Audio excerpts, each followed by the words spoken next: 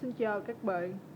Sau đây là một siêu phẩm bom tấn 2012 sắp được ra mắt bởi hai siêu nghệ sĩ nhưng không có tên.